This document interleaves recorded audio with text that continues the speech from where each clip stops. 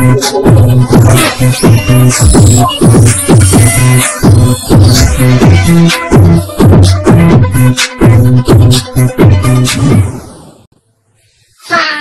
aí galera, beleza?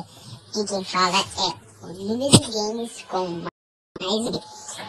E galera, desculpa pelo barulho, não sei se vocês ouviram aí uma música. Então, voltando aqui sobre falar primeiramente essa série do canal, por exemplo. Tem essa série aqui de Dream League Soccer aqui no canal.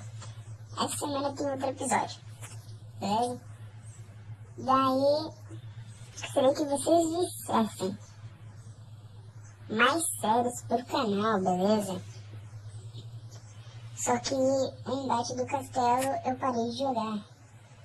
Então, provavelmente, só se eu voltar a jogar mesmo, daí sim vai ter mais séries aqui no canal. Mas acho muito difícil. Ok? Então, o outro assunto, não, continuando o assunto na verdade, sobre Dream League Soccer, que eu pedi aqui nos comentários, não sei se vocês viram, ó, temos um like, sim, eu vou ver isso, pra dar a dica de jogador pra comprar, qualquer posição e qualquer jogador.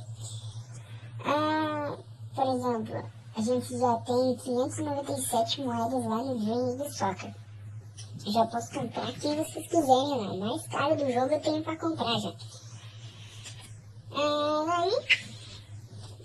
Daí vocês só me dizerem Messi, Cristiano Ronaldo, Neuer, qualquer um lá pra nossa série, beleza?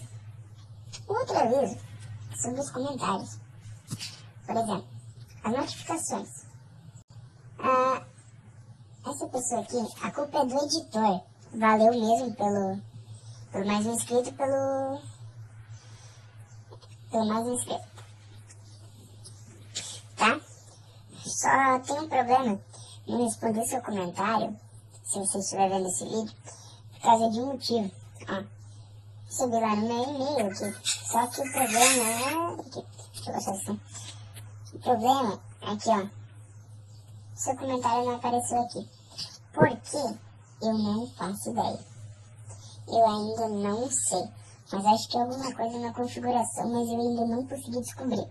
Quando eu descobrir, eu falo pra vocês, beleza? É basicamente isso. Que era o vídeo. Eu vou indo, beleza? Deixem um like aí, tranquilo? E se inscrevam se ainda não é inscrito. E compartilhe o vídeo, beleza? Novo dos Games vai ficando por aqui. E até mais. Falou!